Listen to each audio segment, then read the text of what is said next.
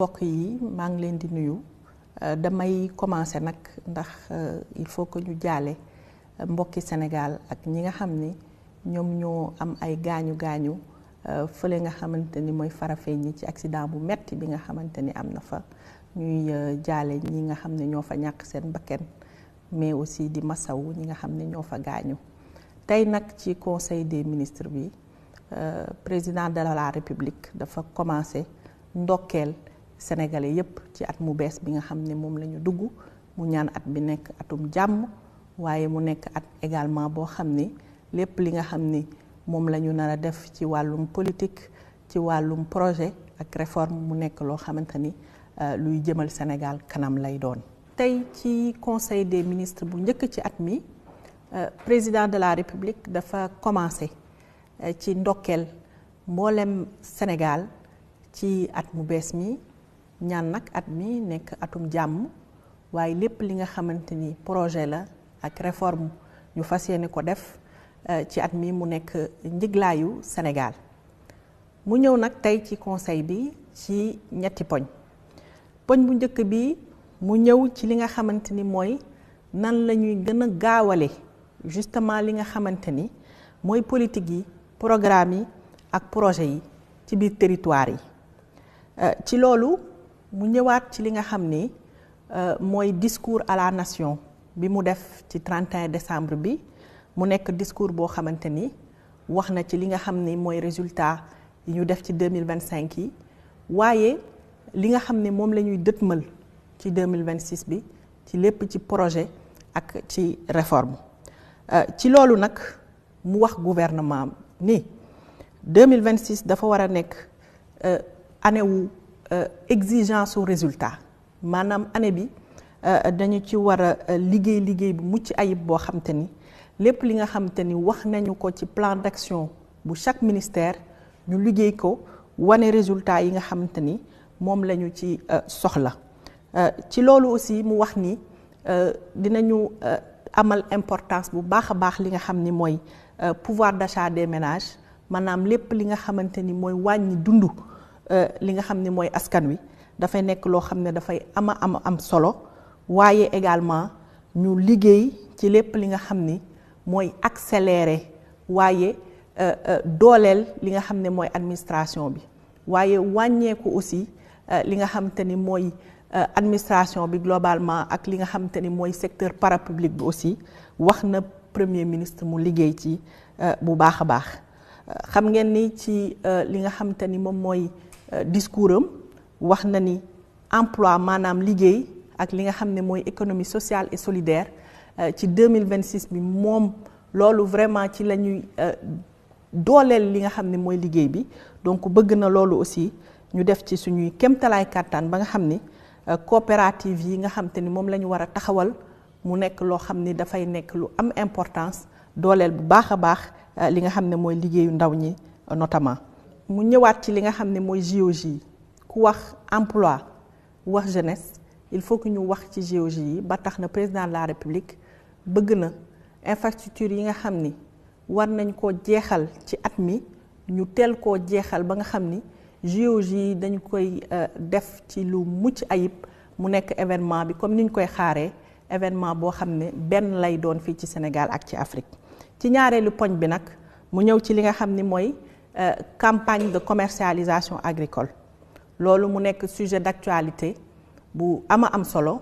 gis nañ ko ba nga xam ni bëgg na lépp li nga xamante ni mooy ay décisions yu ñu war a jël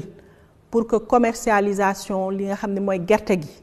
ñu liggéey ko ni mu waree mu jox ci instruction yu am solo yu ferme premier ministre pour mu liggéey ci ba nga xam ni lépp lu jëm ci ndox mi ñu maîtriser ko bu baax aménagement yi agricole yi ñu maîtriser ko bu baax xoolaat équipement yi rendement yi politique agricole bi de manière générale ñu liggéeyaat ko ba mu mucc ayib paysans yi mën ci gis seen bopp producteurs yi mën ci gis seen bopp ñi nga xamante ni aussi ñooy opérateurs économiques yi gis ci seen bopp askan wi ci boppam gis ci moom it boppam ci loolu mu wax ni li nga xamante ni mooy conseil des ministres bi nga xamante ni defoon nañu ko ba war a def li nga xam ne mooy loi d'orientation agro-sylvo-pastorale nañu ko liggéey ba nga xam ni loi boobu dina jàll conseil des ministres ñu adopté ko gaaw ko adopté mu dem fi nga xam ne mooy assemblée nationale. wax na également ci li nga xam ni mooy pôle territoire yi mu bëgg pôle territoire yi fii ak fin trimestre bi maanaam 3 mois yi di ñëw ñu mën a teg au moins ay pôle territoire yoo xamante ni dinañu mën a commencer li nga xam ne mooy liggéey bi. ci ñetteeli poñam nag mu jeexalee ci environnement des affaires ci loolu mu félicité bu baax a baax ñi nga xamante ni mooy gouvernement bi félicité li nga xam ne mooy APIX waaye félicité acteurs économiques yépp ci classement bi nga xam ne am nañ ko ci rapport Business Ready 2025 bu Banque mondiale bi nga xam ne Sénégal am na ci taxawaay bu am solo. ci loolu mu bëgg nag gouvernement bi yokku liggéey bi ba nga xamante ni lépp luy investissement ak li nga xamante ni mooy ñëw dugg ci réew mi ñu liggéeyaat ko ba nga xam ni environnement des affaires day gën a taxaw fii ci Sénégal. ci loolu mu bëgg nag gouvernement bi taxaw bu baax a baax ci li nga xam ne moom moo amoon ci forum des investissements Invest in Sénégal bi fi amoon promesse yooyu nga xamante ni amoon nañu ko ci wàllum investissement ñu matérialiser ko ba nga xam ni day nekk loo xamante ni dafay am solo ci biir réew mi. ci wàllum agenda am nag mu wax ni semaine prochaine incha allah le 12 dina dem fi nga xam ne mooy Koweït waaye dina dem aussi fi nga xamante ni mooy Abu Dhabi ci semaine de la durabilité. Premier ministre nag ñëw ci communication moom it ci ñaari poñ gis ngeen ni fan bi weesu rek dafa dem fi nga xam ne mooy Kaolack dem xooli li nga xam ni moom moo xew ci biir dëkk bi ci wàllu mbay mi surtout ci campagne arachidière bi. ci loolu mu ñëwaat ci bu baax a baax wax ni li mu def dafa am solo parce que loolu moom moo koy permettre mu xam dëgg-dëgg réalité wu terrain bi xam askan wi lu ñuy dund ba décision yi ñuy jël mu gën a méngoo ak li nga xam ni moom la askan wi di dund. ci loolu mu gis ni am na ay problèmes yoo xamante ni noté nañu ko ci campagne agricole yooyu ak campagne arachidière bi plus précisément mu jël ci nag ay ndogal wax ci ak ñi nga xam ne mooy ministre yi nga xam te ni ñoom ñooy liggéey ci wàllu woowu mu wax ni li nga xam ne mooy Sonacos mi nga xam ni dénkoon nañu ko objectifu jënd gerte gi ci 250 000 tonnes wax nañ leen nañu ko yokk yóbbu ko ci 450 000 tonnes waaye wax na également ni que ministère bi nga xam ne moom la ñu dégg wàllum koppar gi finance gi mobiliser na lu toll ci 50 milliards yoo xamante ni dinañ mën a fay subvention yi nga xamante ni moom la opérateurs yi war a am ba ñu war a ñoom tamit mën a jënd gerte gi waaye subvention yooyu aussi buñ ko waree fay il faut que opérateurs yooyu mën a wane ni jënd nañu fa ñu war a jëndee maanaam ci point de collecte yi ak jëndee nañu ko prix ba ñu ko war a jëndee mooy prix bi état bi fixé muy 305 francs yi. donc loolu tamit dafay am solo premier ministre ñëwaat nag bu baax a baax ci li nga xam te mooy orientation yi parce que bu ñu jógee ci lii bëgg na ñu xalaataat li nga xam ni mooy stratégie agricole u Sénégal ñu xoolaat ba nga xam ni mbay mi dañu koy taxawalaat ci anam woo xamante ni rendement bi day yokk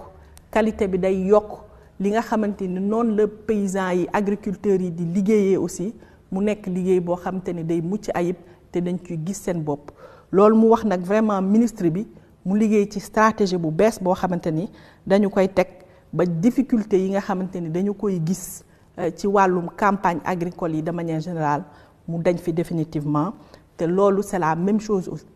aussi ci yeneen filières yi muy ci wàllu riz ak coton ak yeneen ak yeneen ak yeneen. mu jeexalee nag ci li nga xam ne mooy ay orientation lu jëm ci wàllum régulation industrie bi ak commerce gi maanaam koom-koom gi ak jënd ak jaay bi loolu mu wax ni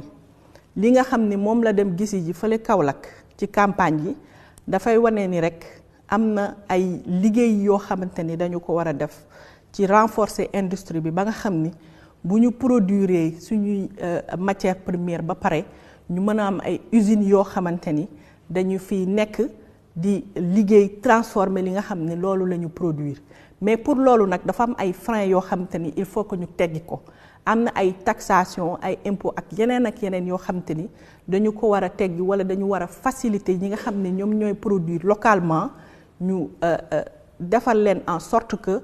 dañuy sawar bu baax a baax production locale bi ñu liggéey ko waaye surtout teg ay conditions yi nga xamante ni aussi commercialisation bi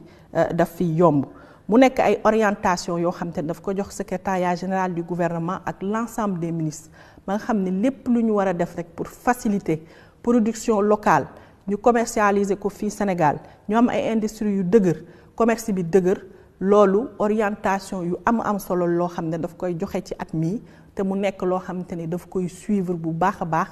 tout au long de l'année donc loolu la moo nekkoon li nga xam ni moom mooy communication président de la République ak premier ministre.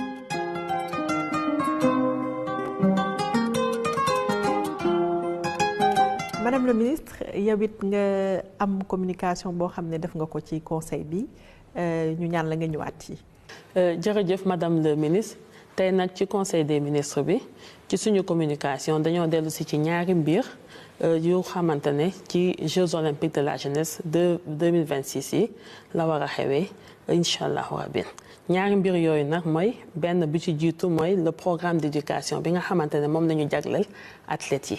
beneen mbir mi nekk le programme antidopage maanaam la stratégie antidopage su ma dellu see ci mbir mu njëkk bi mooy le programme d'éducation aux athlètes programme boobu noonu gannaaw Jeux olympiques yi ba mu nekkee ay Jeux yu spécifiques maanaam daf ko différencier ak Jeux yu bëri comme par exemple Jeux olympiques yi nga xamante ne moom mooy faral di am tous les 4 ans wala yeneen Jeux yi Jeux olympiques de la jeunesse bi ci spécificité boobu moo tax CIO ak yeneen i kuréel yu mu ko seqal dañuy concevoir benn programme d'éducation aux athlètes bi nga xamante ne ci affaire valeur de l'olympisme lañ koy articuler maanaam tout au long du séjour des athlètes ci biir village olympique bi ñoom ndaw ñi fay nekk dañuy am ay séances yi nga xamante ne d'éducation des moments yi nga xamante ne dañuy partager ak ñoom les valeurs de l'olympisme les valeurs aussi articulées autour de la citoyenneté et du civisme aussi. ñaareelu mbir bi nga xamante ne itamit dellu si nañ ci tey ci suñu communication bi ci conseil des ministres mooy la stratégie antidopage boobu nag daal di tëdd aussi ci ñaari mbir mooy le contrôle antidopage ak tamit les séances de sensibilisation qui sont prévues gannaaw ba ngeen xamee ne ay compétitions sportives la kuréel bi nga xamante ne moom mooy AMA agence mondiale antidopage ànd si ak kuréel bi nga xamante ne moom mooy l'agence de contrôle international aussi antidopage ñoom tamit ci Jeux olympiques yi dañuy ñëw fas yéene itamit teg des points de contrôle ci site de compétition yi ak ci site d'hébergement maanaam dina am ñaari poste de contrôle stade Iba Mar Diop à Dakar benn site de contrôle fee ne ca village olympique bi ak beneen ba fee ne ca Saly loolu yëpp pour mun a def ay tests yi nga xamante ne dafay tax athlètes yi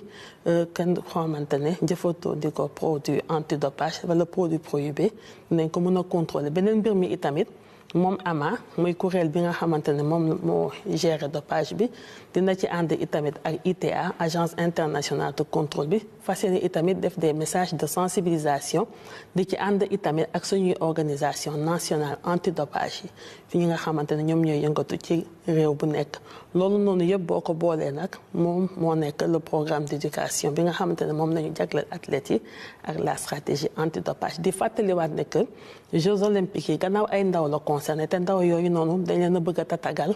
te tabax leen itamit ba nga xamante ne bu ëllëgee ñoom ñooy nekk des citoyens modèles yi nga xamante ne dinañu mën a conduire les destinées de leur nation moo waral importance su programme d'éducation boobu noonu nga xamante ne ci la ñu defoon tey suñu communication en conseil des ministres. jërëjëf madame la ministre. monsieur le ministre tey am na communication boo def ci conseil bi est-ce que mën nga ci ñëwaat. merci beaucoup madame le ministre tey en conseil des ministres dama doon def communication ci li ñuy wax efficacité interne dans les cycles de licence et de master ci sunu université yi li waral loolu mooy Sénégal dafa nekk réew boo xam ne li muy dépenser ci enseignement supérieur da ciy def alal ju bëri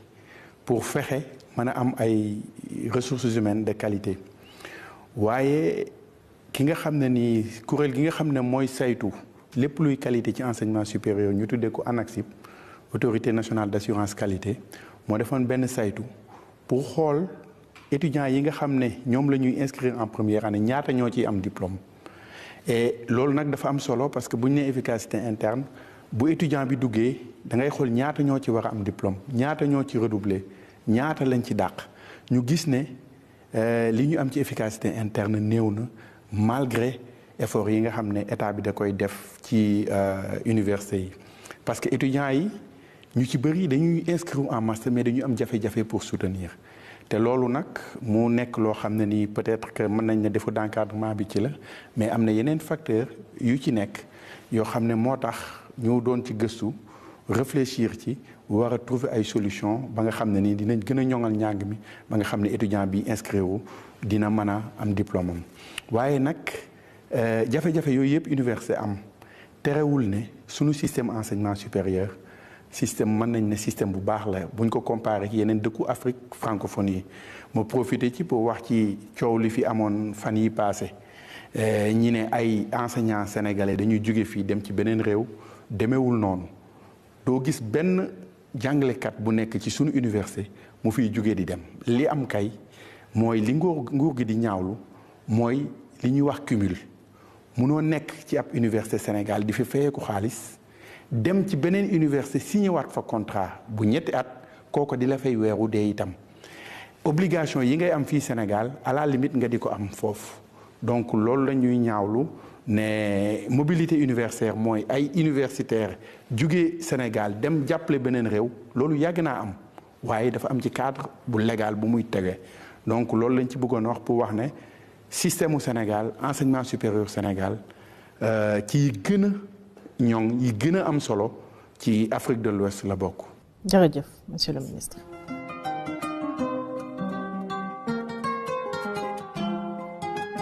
monsieur le ministre yow it def nga communication tey en conseil est-ce que mën nga ci ñëwaat. jërëjëf Marie-Rose tey conseil bi ñaari domaine rek la ñu intervenir bu njëkk mooy sur les prix d'abord sur le côté donc commercial des matières premières bi ñu njëkk a def mooy d'abord prix ceeb bi xam nga dañ ko wàññi woon. am na arrêté ministériel boo xam ne moom la ñu validé donc il faut compter à partir du 1er janvier le prix du kilogramme day jóge de 350 francs à 300 francs loolu donc c'est officiel ma bëggoon ko aussi répété waat ñaar bi ñu wax mooy le riz de la vallée commerçant yi xam nga dañu ñëwoon ne état bi ne leen dimbali pour ñu mën a jaay loolu aussi mën nañu confirmer ne tey jënd nañu toll ak 6000 tonnes ci 7000 tonnes yi ñu waxoon semaine prochaine nañ envoyé commerçant ñu seet lépp lu fa nekk rek incha allah nañ ko jënd le prix foofu mooy riz de vallée bi 410 francs la su ñu jógee ci riz de la vallée ñëwaat ci point importation yi il faut savoir lépp loo xam ne pomme de terre la ak oignon ak carotte tëj nañu marché bi léegi kenn mëntu ko importer ndax production locale bi la ñu bëgg a jaay ba mu jeex tàkk et puis li ñu bëgg ren sax mooy ñu bañ sax importer deuxième volet mooy Sonacos xam nga premier ministre la ñu àndaloon avant-hier dem ci biir dëkk bi pour xool situation gerte bi ñoo gis situation bu metti la waaye gouvernement baa ngi ciy góorgóorlu tey li mu leen mën a wax mooy décidé nañu déjà yokk li nga xam moom la état bi waroon jënd de 250 000 tonnes le premier ministre a demandé à la Sonacos mu dem ba 450 000 tonnes loolu soo xoolee ay 168 milliards la nga xam ne dañ ko war a jël ci wàllu financement bi aussi il faut gouvernement baa ngi góorgóorlu le premier ministre aussi en plus des 10 milliards yi jikkoon génn déjà demandé na aw banquiers ñu génn waat yeneen 50 milliards pour mën a jënd gerte gi ndax gerte gi dafa bëri gis nañu ne ñu ngi koy jaay ci luuma yi gis nañu ñu ngi koy jaay partout loolu aussi on a reçu des instructions très fermes wax ne tous les services de commerce ak préfet ak sous-préfet pour ñu dem képp kuy jënd jaay gerte dafa war a nekk à 305 francs te dañ ko war a jaay dans les points de collecte loolu aussi c'est une autre décision on a aussi jël beneen décision mooy ci wàllu 80 francs yooyu xam nga opérateur dañuy jooy ne diggante prix bi ñu wax ni moom li ñu ko war a jël 305 ak le prix réel muy les 250 dafa laaj état bi subventionné loolu aussi tey jot nañu ndigal ci premier ministre pour que ñu accepter loolu à condition que ñoom ñu mën a exporter lu tolloog 100 000 tonnes mais surtout ñu jënde ko ci point de collecte yi kon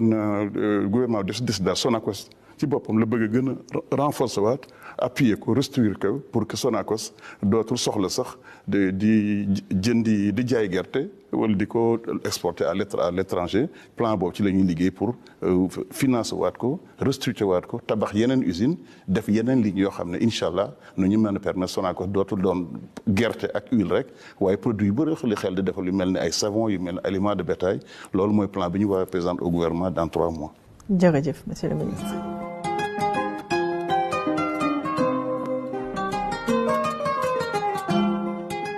tey nag benn projet de décret la ñu am mu jëm ci wàllum changer li nga xam ne mooy CNRA mu nekk léegi li nga xam ne mooy CNRM ñu koy waxee Conseil national de régulation des médias parce que CNRA dafa nekkoon organisation boo xamante ni dañu ko teg pour mu saytu lépp li nga xamante ni ci wàllum audiovisuel ci wàllum média da koy xool ba nga xam ne mu méngoo ak règle ak charte réew mi nga xam ne moom la ñu teg waaye boobu jëluñu woon en compte li nga xam ne mooy internet ak nouvelle technologie yi nga xamante ni ñëw na loolu moom moo tax ñu liggéeyaat conseil boobu saytuwaat ko ba nga xam ni mu nekk léegi conseil national de régulation des médias nga xam ne lépp lu jëm ci internet ak nouvelle technologie yi tamit dañu koy jël en compte donc mbokk yi loolu moom moo wàccoon tey ci conseil des ministres 7 janvier 2026 ñu leen di jaajëfal bu baax a baax di leen jox daje.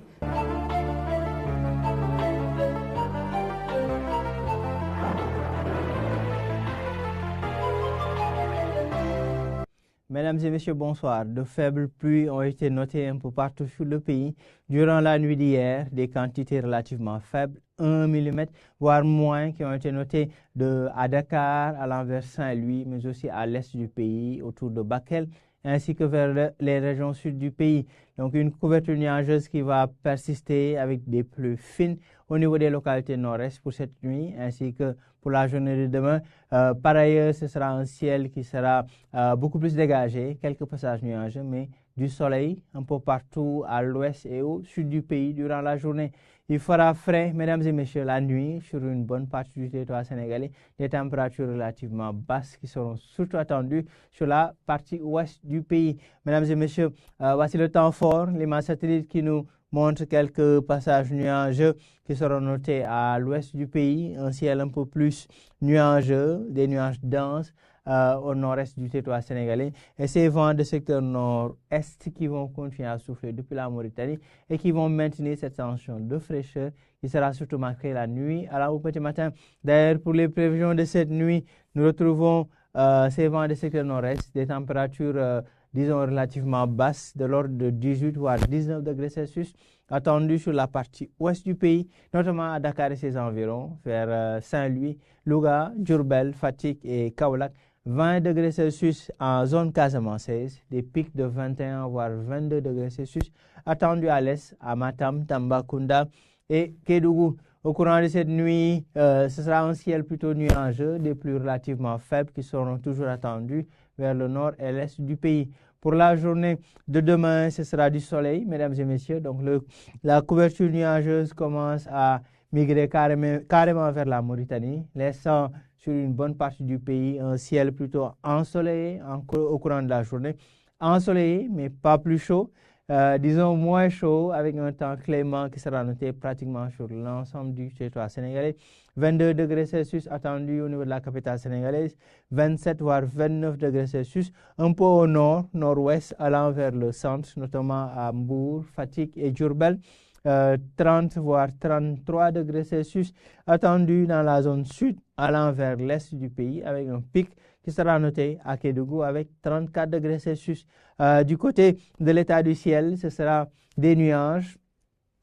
pratiquement denses qui seront notés au nord et est du pays, donc ce qui va nous valoir des pluies relativement fines attendues toujours au nord-est du pays, comme on a pu le noter ces 2 dernières nuits, mesdames et messieurs. Beaucoup plus de soleil attendu sur la façade ouest, notamment centre-ouest et sud-ouest du pays. Donc globalement, mesdames et messieurs, il fera toujours frais la nuit allant au petit matin, un temps clément au courant de la journée, donc moins de chaleur pour la pour la journée. Un ciel qui restera nuageux au nord-est, accompagné de faibles pluies entre Saint-Louis, Podor, Louga, Linguère, Matam et Bakel. Voilà l'essentiel de l'information météorologique. Nous donnons rendez-vous demain pour d'autres informations. En attendant, vous pouvez bien sûr nous suivre sur les plateformes digitales de la NACIM. Merci, à très bientôt.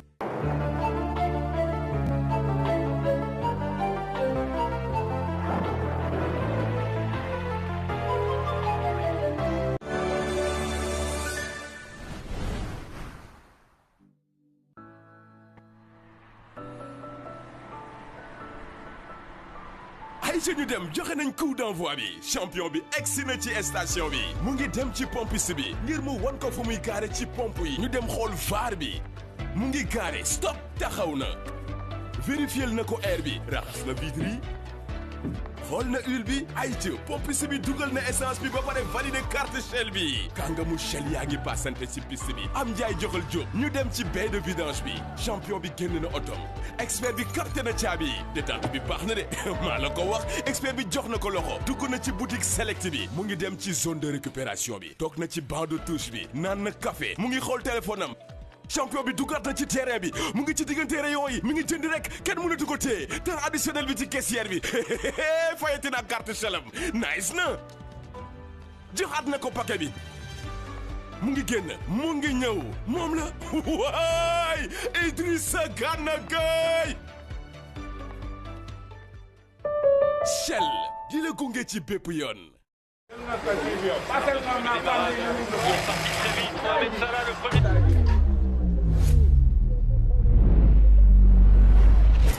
Pour la 8e fois, premier ballon d'attaque pour les Sénégalais. 79. Le Sénégal tout entier. Sadio Mané face à Gabaski.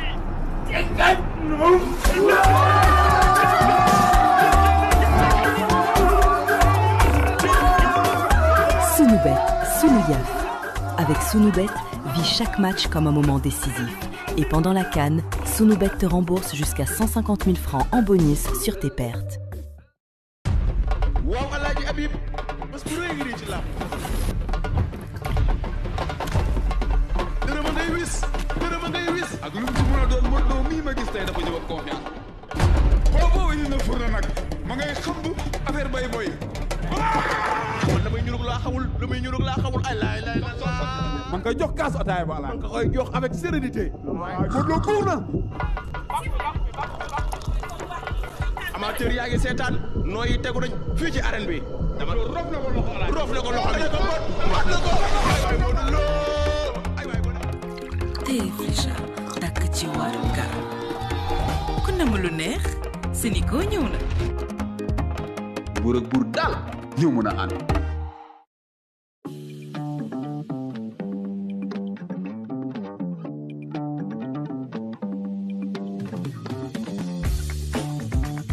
asalaamaaleykum mbokk yi dal leen a jàmm ci seen émission bi ñu jagleel naka la ñuy jëfandikoo butéelu gaz ba moytu tolof-tolof yi tey nag dinañu waxtaane lu tax ñu war a moytu di toggee ak butéelu gaz fu xat mbaa xam ngeen ni fiitu gaz bu ndaw mun naa ne musiba waaw ndax sooy toggee ci bërëb bu xat fiitu gaz bi du mun a génn te loolu baaxul teg ci tamit tàngoor wi wala fett wu ndaw mun naa andi lakk kon nag gaay nañu gën a farlu te fagaru ci wàllum gaz ñu ngi leen di jaajëfal mbokk yi ci seen teewlu te di leen jox dig daje ba beneen yoon ci seen émission fagaru ci wàllum gaz fii ak boobu ñu ngi leen di ñaax ngeen bàyyi xel ci suñu ay tegtal nekk leen ci jàmm